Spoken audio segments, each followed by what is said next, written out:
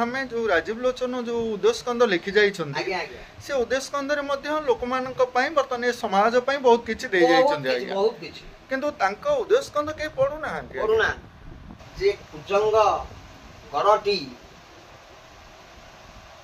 जले बुड़ाइब रूप सिंहासन जीव पारादीप ठारे आंभर समाधि से दिन पूजा पाइब सब हो किंतु उदय रहिब किंतु से पूजा नहीं पारादीप रे आगे शिल्प मान गढ़ी उठिबा परे वायुमंडल कौन सब रोहुथिबो आपण माने जानि थिबे तो वायुमंडल रे तापमात्रा रो परिमाण बढ़ी जिबारु एठी लघुचापर परिमाण बढ़िबो जा फल कि तो सब माडी नै जीवो ना सुनामी हबो सब किछि घटिबो आज्ञा महापुरुष जोटा लिखि छंती ताको साइंस भी काटी पातनी साइंस भी मानुची जे जिनिस ये भैरवी महापुरुष लिखिले भैरवी भैरवी कौन भैरवीर अन्य नाम हुंची भयंकर भीम आ रणहुंकार शब्द देश देश मध्य महासमर लगे महापुरुष लिखिं काटी पार ना कि बर्तमान आम देखिपे युद्ध चली सीमांत युद्ध चली युद्ध बंद अच्छी सब चली नहीं आज्ञा आम कौन यही युद्ध न करी आम संसार को परिवर्तन कर शांति ताहले समानता कहीं आम धर्म रे नहीं आज्ञा अन्य अन्य धर्म रे समानता अच्छी से समय रे आम धर्म रे समानता नहीं परा केमिति आमे एकजुट होबा केमिति आगु को लड़िबा आज्ञा केमिति आगु को बढ़िबा चाउल सेरक पई आमे पूरा मथा दिगुचे ताको पाके सनातनी बेली कहूचे केनु सनातन को आमे कोन रखिचे कोन हमर एकाग्रता अछि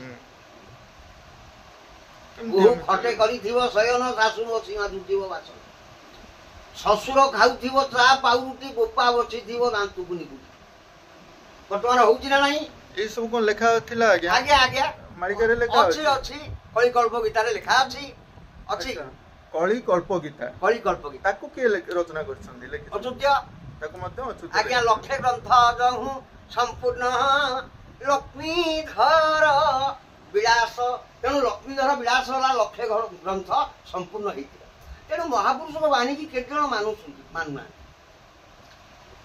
यही जगह ऊपर देखंतु वर्तमान ये हमर क्षीर बिहारी मठ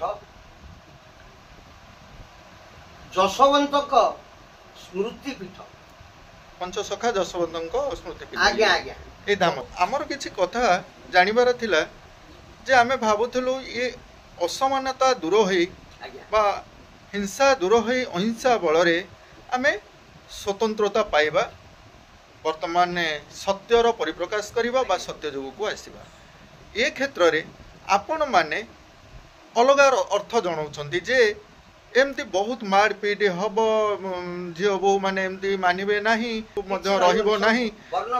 तेणु ये सब को जिते अन्य मैंने शुणुंट आज्ञा से मनरे यहाँ सत्य भाव पलि आसे से भावुंट जे आपण मैंने ब्राह्मण आमर देवता से माने जहाँ कहते ताहा संपूर्ण सत्य से अतीतर से सत्य को तो बहन कर आसी आज्ञा आज पर्यंत बहन करुँच आज पर्यंत असमानता देखा दूसरी एमानकर समानता आसवाई हेले एमानकर ज्ञानर आवश्यकता अच्छी आज्ञा तेणु कलिर अंत होगापी संयमी कलिर अंत होगापी प्रभु कल्कि अवतार नहीं आसी ज्ञानर मार्ग रे नवा दरकार आज्ञा धर्म को स्थापन करवा दरकार धर्म को स्थापना करी ज्ञानर मार्ग रे नहीं जिबा दरकार सनातन ध्वजा हला ज्वलंत पिंड तेणु जो आज शंकराचार्य प्रतिष्ठा करथिले चारि धाम सनातन धर्म प्रतिष्ठा करथिले ब्राह्मण धर्म प्रतिष्ठा ब्राह्मण एक धर्म ना ना ब्राह्मण जातिटा जाति एरोटा धर्म मग्न तो अनेशत मसियार हेई आसुची ना ना हेई आसुची तेणु वर्तमान हेई नाही किंतु ए मालिका रे लेखा थिला मध्ये अनेशत रे बात्या हबो बोल नै कि आपण मन नहीं नहीं मालिका रे लेखा थिला जे तेणु आम भली लोक आमे केही तो प्रचार करिनाहु जे तीन नव थय नहिबो तापरे मालिकाटा व्यापिला प्रवचक माने प्रचारक माने खूब जोर रे प्रचार कले आमे भी देखिन तुलु जे तीन नव थय नहिबो पछरे पडु जे चटी होइरे पडु तीन नव थय नहिबो तीन नव कहले 1999 एकटा काटले तीनटा न अछि हां आज्ञा आपण माने जहा कहबे हमें ताकू ही विश्वास करियो काहे कि ना प्रस्तर जुग समय रे पत्थर रे खोदित हेइथिबा लेखा गुडी को हमें ଭୁଲ ବୁଝୁଛେ କିନ୍ତୁ କାଗଜରେ ଲେଖା ହେଇଥିବା ଗୁଡ଼ିକୁ ଆମେ ଠିକ ବୁଝୁଛେ ସେଇ ବାଟରେ ହିଁ ଚାଲିଛେ। ଯୋଉଗୁଡା ଲେଖା ହେଇଛି ସେମାନେ ଅତୀତର ବୌଦ୍ଧିଷ୍ଟି ମାନେ ପଥର ବୌଦ୍ଧିଷ୍ଟି ସେତେବେଳେ ଜଗନ୍ନାଥ ମନ୍ଦିରରେ ବୌଦ୍ଧିଷ୍ଟି ମାନେ ରହୁଥିଲେ, ବୌଦ୍ଧିଷ୍ଟି ସାଧୁ। ତେଣୁ ବୌଦ୍ଧିଷ୍ଟି ସାଧୁ ଆଦି ଶଙ୍କର ଆସିବା ପରେ ବୌଦ୍ଧିଷ୍ଟି ସେ ଶ୍ରୀମନ୍ଦିରରୁ ବାହାର କରି ବ୍ରାହ୍ମଣ ସଂଘ ପ୍ରତିଷ୍ଠା କଲେ। ବ୍ରାହ୍ମଣକୁ ନାଇଁ ବୌଦ୍ଧ ମାନଙ୍କୁ କିଏ ବାହାର କରିଥିଲେ? ଆଦି ଶଙ୍କର। ଆଦି ଶଙ୍କର ବାହାର କଲେ ଆଦି ଶଙ୍କର ହେଲେ ସନାତନର ମୂଳ ଧାରା ନା କଣ? ନା ମୂଳ ସନାତନୀ କହିଲେ ଆମେ ଆଦି ଶଙ୍କରାଚାର୍ଯ୍ୟଙ୍କୁ ବୁଝୁ। ସନାତନ ଧର୍ମର। ତେଣୁ କେହି ତ ଆମେ କହିପାରିବାନି ଅୟମ ଆରମ୍ଭ କେବେ ହେଇଛି ଶେଷ କୋଉଠି ହବ ତାକୁ କେହି ଆମେ କହିପାରିବାନି। କୌଣସି ପୋଥି ପ୍ରମାଣ କେହି ନାହିଁ କି କେହି ତାକୁ କହିପାରିବାନି। ତେଣୁ ଆମେ ଜାଣିଛେ ଏତିକି ସେ ଅଜର ଅମର, ତାର ଆଦି ଅନ୍ତ କିଛି ନାହିଁ, ସବୁ ସମାନ। ତେଣୁ ଶଙ୍କର ଅଂଶରେ ଶଙ୍କର ଆସିଥିଲେ ଯେତେବେଳେ ଆଦି ଶଙ୍କର, ତାଙ୍କୁ ଶଙ୍କରାଚାର୍ଯ୍ୟ କୁହାଯାଏ। ତେଣୁ ସେ ଆସିଥିଲେ ଯେତେବେଳେ ଧର୍ମ ପ୍ରତିଷ୍ଠା ପାଇଁ ଧର୍ମଗୁରୁ ରୂପରେ ସେ ରହି ଆସିଥିଲେ। ତେଣୁ ଚାରିଧାମ ଯେତେବେଳେ ପ୍ରତିଷ୍ଠା କଲେ, ଦଶନାମୀ ସନ୍ନ୍ୟାସୀ ରଖିଲେ, ଗୋସ୍ୱାମୀ ବ୍ରାହ୍ମଣ ମହାସଂଘ ତାଙ୍କ ସହିତ ସମ୍ପୃକ୍ତ ହେଲେ। ତେଣୁ ଜାତିଶ୍ରେଷ୍ଠ ବ୍ରାହ୍ମଣ। କିନ୍ତୁ ବର୍ତ୍ତମାନ କଣ ନା ସମସ୍ତେ ବର୍ଣ୍ଣଶଙ୍କର ହେବେ। ଧର୍ମ ବୋଲି ବ୍ରହ୍ମ ବୋଲି ଗୋଟା ଜିନିଷ କିଛି ରହିବନି। ଧର୍ମ ଧାରଣେ ଧରିଛି, ଧର୍ମ ଆମେ କେହି ଧରିନେ। ଧର୍ମ ଧାରଣ କରିଥିବାରୁ ତାର ନାମ ହେଲା ଧରି, ବସୁମତୀ ନାଁ ହେଲା ଧରି। ତେଣୁ ସିଏ ନିଜେ ଆଦି ମାତା, ଅନାଦିକ ଅଭିଶାପରେ ସେ ମାଟି ହେଇଯାଇଛି, ପ୍ରସ୍ତ ରହିଛି। ସେ କିଛି କହୁଛି। ତେଣୁ ଧର୍ମ ତା ପାଖରେ ଅଛି, ଧର୍ମ ସିଏ ବ୍ରାହ୍ମଣ ମାନଙ୍କର ଆଉ ବୌଦ୍ଧିଷ୍ଟି ମାନଙ୍କର। ଶଙ୍କରାଚାର୍ଯ୍ୟ କଣ ବ୍ରାହ୍ମଣ ନା ବୌଦ୍ଧିଷ୍ଟ? ବ୍ରାହ୍ମଣ। ବ୍ରାହ୍ମଣ। ସେ ନିଜେ ବ୍ରାହ୍ମଣ ହୋଇ ବ୍ରାହ୍ମଣଙ୍କର ପରୀକ୍ଷା ନେବେ। ହଁ ନେବେନି, ଧର୍ମଗୁରୁ ପରା। ତେଣୁ ସେ ନୈଷ୍ଠିକ ବ୍ରାହ୍ମଣ ବଂଶରେ ଜନ୍ମଗ୍ରହଣ କରିଥିଲେ ଆଦି ଶଙ୍କର। ବର୍ତ୍ତମାନର ଯେଉଁ ନିଶ୍ଚଳାନନ୍ଦ ସରସ୍ୱତୀ ଅଛନ୍ତି ସେ ବି ନୈଷ୍ଠିକ ବ୍ରାହ୍ମଣ। ପ୍ରବେଶ ବାରଣ କଲେ। ବାରଣ କରିବା ଭିତରେ ସେ ଜଗନ୍ନାଥ ବିଗ୍ରହ ସ୍ଥାପନ କରି ଯେଉଁ ପାତାଳି ହେଇଥିଲେ ଆମର ଜଗନ୍ନାଥ ସୋନପୁରରେ ଆଦି ଶଙ୍କର ଆଣିକରି ତାଙ୍କୁ ଅଧିଷ୍ଠିତ କଲେ। ଅଧିଷ୍ଠିତ କରିବା ପରେ ତାର ଯେଉଁ ବୌଦ୍ଧିଷ୍ଟି ମାନଙ୍କର ଯେଉଁ କ୍ରିୟାକର୍ମରେ ଅସନ୍ତୁଷ୍ଟ ହେଇ ତେଣୁ ବୌଦ୍ଧିଷ୍ଟି ଆଉ ବ୍ରାହ୍ମଣ ମାନଙ୍କୁ ଦି ଭାଗ କଲେ। ଯେ ଗୋଟିଏ ସର୍ତ୍ତ, ତୁମେ ବଡ କି ବ୍ରାହ୍ମଣ ମାନେ ବଡ, ତୁମ ମନ୍ତ୍ର ବଡ କି ବ୍ରାହ୍ମଣଙ୍କ ବେଦ ମନ୍ତ୍ର ବଡ, କିଛି ଦେଖିବା। ଦୁଇଟି କଳସ ଆଣିଲେ, ଦୁଇଟି ଶେଉଳ ମାଛ ଦୁଇଟିରେ ପୁରେଇଲେ, ପାଣି ଦେଲେ, ଶେଉଳ ମାଛ ରହିଲା, ତା କଭର ଦେଲେ, ଦୁଇଟା ଜାଗାରେ ସେ ରହିଲା। ତେଣୁ ତାଙ୍କର ବେଦ ଚାଲିଲା, ତାଙ୍କ ମନ୍ତ୍ର ବି ଚାଲିଲା। ସର୍ତ୍ତ ଥିଲା ଯଦି ଯେଉଁ କଳସରେ ଜୀବିତ ରହିବ ଶେଉଳ ମାଛ, ସେଇ ପକ୍ଷ ମନ୍ଦିରରେ ପୂଜକ ରହିବେ, ପୂଜା କରିବେ। ତେଣୁ ଶେଷବେଳେ ଦେଖିଲା ବେଳକୁ ବୌଦ୍ଧିଷ୍ଟି ମାନଙ୍କ କଳସରେ ଶେଉଳ ମରିକି ଖାଡା ହେଇଯାଇଛି। ଆପଣ ଦେଖିଥିଲେ ଶେଉଳ ମରି ଖାଡା ହେଇଛି? ଶୁଣନ୍ତୁ, ଆମର ପ୍ରବାଦ ରହିଛି। ଆଚ୍ଛା, ଶୁଣା କଥା ନା ଲେଖା ଅଛି କୋଉଠି? ଲେଖା ଅଛି କୋଉଠି? କାଗଜରେ ଅଛି। ଆଜ୍ଞା, ମାଧବ ପାଞ୍ଜି ଅଛି, ଆଦି ଶଙ୍କର ଗ୍ରନ୍ଥାବଳୀ ଅଛି, ଅଛି ନା ସବୁ ନଥିଲେ ବାହାରିବ କେମିତି? ତେଣୁ ସ୍ୱଇଚ୍ଛାରେ ବୁଦ୍ଧିଷ୍ଟି ମାନେ ସର୍ତ୍ତ ଅନୁଯାୟୀ ବ୍ରାହ୍ମଣ ମାନଙ୍କୁ ପୂଜା କର୍ମ ଦିଆଗଲା, 16 ଶାସନ ଖଞ୍ଜି ଦିଆଗଲା। ତେଣୁ ସେ ତାଙ୍କର ଜଗନ୍ନାଥ ମନ୍ଦିରରେ 16 ଖମ୍ବ ରହିଛି, ସେ ହଉଛି 16 ଶାସନ। ବୌଦ୍ଧିଷ୍ଟି ମାନଙ୍କ ସମୟରେ ଗଜ ଥିଲା ସିଂହ ପୃଷ୍ଠରେ, ସିଂହ ଦ୍ୱାରେ ଜଗନ୍ନାଥ ମନ୍ଦିରରେ। ଜାଣିଲେ?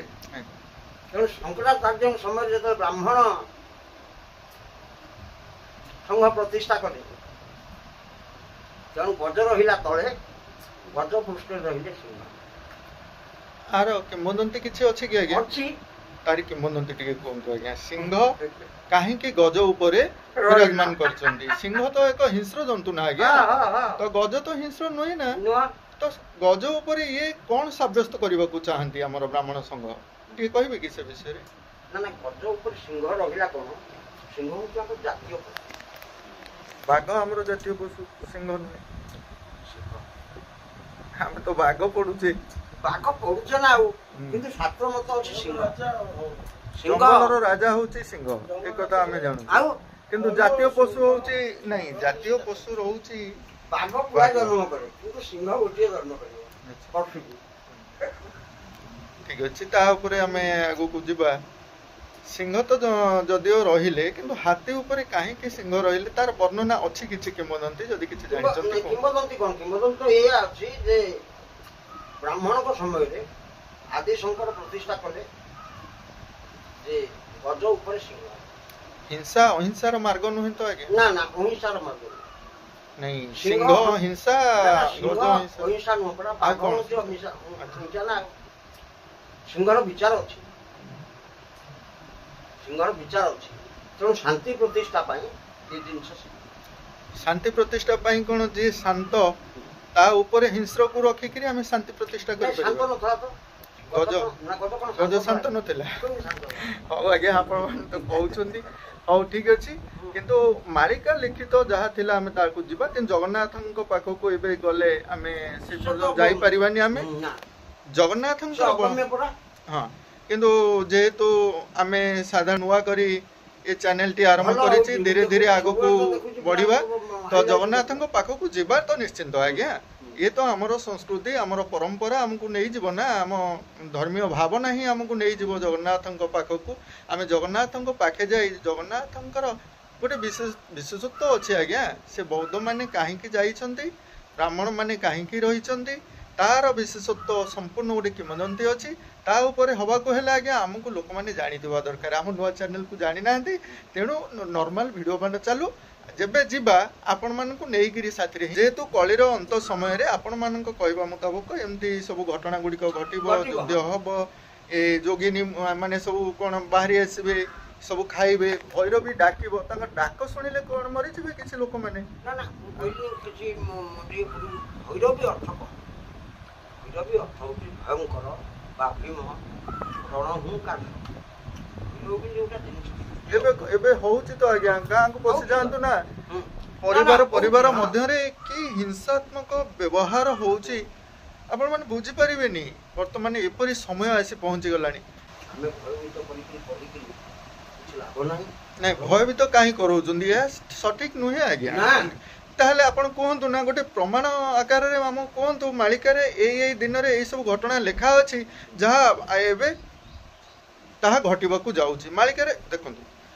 ये सब से पंचसखा मान कथा तो संपूर्ण भाव में आम जी पढ़ुचे जानूचे जदि से माने ज्ञानी थिले से माने अनुभव करथिले जे आगो को किछ गोटे घटिबो एई रूप रेखरे से माने जानिबा को पाइथिले कि आगो को जदि भी हेई पारे ए जो माडी आसीबो पानी से माने भाबुथिबे कि तांकर नॉलेज से थिबो जे से समय रे शिल्प माने गड़ी उठिबो वायुमंडल तापमात्रा बढ़िबो ए सब संकट देखा जिवो से अर्थ रे भी लिखित थाई पारंते किंतु लोक ना नहीं लोक हां कोन हमर चारि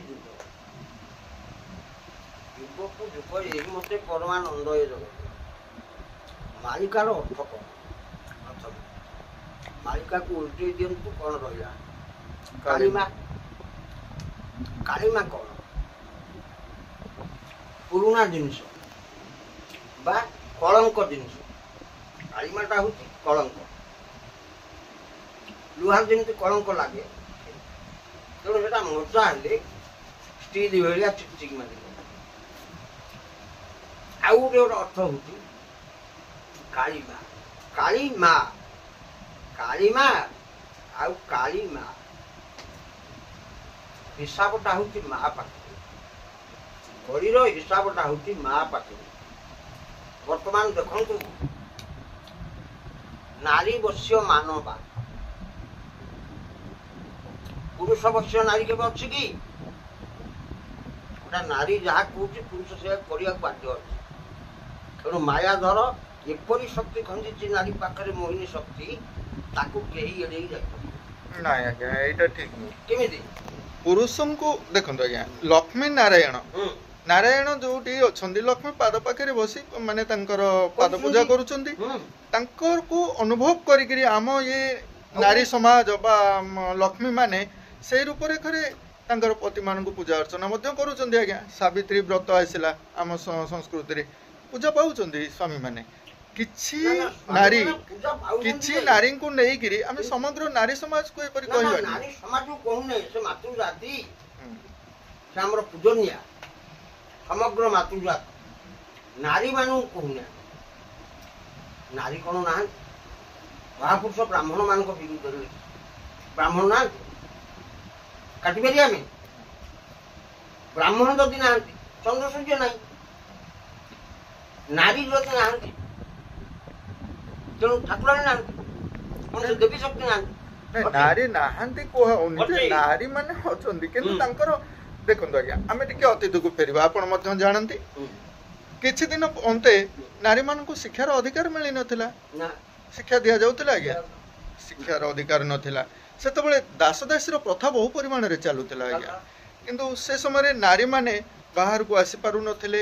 କିପରି ଭାବରେ ଚଳନି ଥିଲା। ନାରୀମାନଙ୍କୁ ଶିକ୍ଷାର ଅଧିକାର କ'ଣ ଆମ ଏଇ ଧର୍ମ ଦେଇଛି କି ଆଜ୍ଞା? ଆମରି ଧର୍ମରେ ତ ସେମାନଙ୍କୁ ଶିକ୍ଷାର ଅଧିକାର ମିଳିନଥିଲା।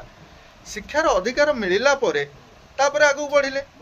ଆଗକୁ ବଢ଼ିଲା ପରେ ଏବେ ଯଦି ସମାଜର ଶିଖର ସ୍ଥାନକୁ ଆସି ଯାଉଛନ୍ତି ବା ପୁରୁଷ ଜାତିକୁ ପଛରେ ରଖି ଆଗକୁ ବଢ଼ୁଛନ୍ତି ଶିକ୍ଷା ମାର୍ଗରେ, ତ ଯାହା ଆମେ ଦେଖୁଛୁ ଛାତ୍ରଛାତ୍ରୀମାନଙ୍କ ତୁଳନାରେ ଛାତ୍ରଙ୍କ ତୁଳନାରେ ଛାତ୍ରୀମାନେ ବହୁତ ପାସାହାର ରଖୁଛନ୍ତି ଆଜ୍ଞା। ତେଣୁକରି ଏ କ୍ଷେତ୍ରରୁ ଆମେ ଯାହା ଅନୁଭବ କରୁଛୁ, ତ ସେଥିପାଇଁ ନାରୀ ସମାଜ ବର୍ତ୍ତମାନ ବହୁ ଉପରକୁ ଆସି ସାରିଲାଣି ପୁରୁଷମାନଙ୍କ ଅପେକ୍ଷା ମଧ୍ୟ। ତେଣୁ ସେ କ୍ଷେତ୍ରରେ ଆମେ ନାରୀଙ୍କୁ ସମ୍ମାନ ଦେବା ଉଚିତ। କାହିଁକି ନା ଯିଏ ଆଗକୁ ଯାଉଛନ୍ତି ତାଙ୍କୁ ଆଗକୁ ବଢ଼ିବା ଦରକାର ଆଜ୍ଞା। ଆମେ ପୂର୍ବରୁ ଏକ ଭିଡ଼ିଓ କରିଥିଲେ ବୋଇତିଗାଡ଼ି ମଠ। ଏଇ ପୀଠର କିଛି ଅତୀତର ଐତିହ୍ୟ ଅଛି, ଯେ କି ପଞ୍ଚସଖାଙ୍କ ମଧ୍ୟରୁ ଯେ ଯଶୋବନ୍ତଙ୍କ ପୀଠ, ସେଥିପାଇଁ ଏହାର ନାମ ମଧ୍ୟ ଯଶୋବନ୍ତ ପାଟଣା ରଖାଯାଇଛି। ଅତି ସୁନ୍ଦର ବିଷୟଟି ଆମର ବାବା ଆଲୋଚନା ରଖିଲେ। ଏହିପରି ଆଲୋଚନାରେ ଆମମାନେ ଅଂଶଗ୍ରହଣ କରିବୁ। ଆଗକୁ ଏହିପରି ଭିଡ଼ିଓ ମାନ ଆପଣମାନଙ୍କୁ ଭେଟି ଦେବୁ। ହଉ ଆଜ୍ଞା, ବହୁତ ବହୁତ ଧନ୍ୟବାଦ।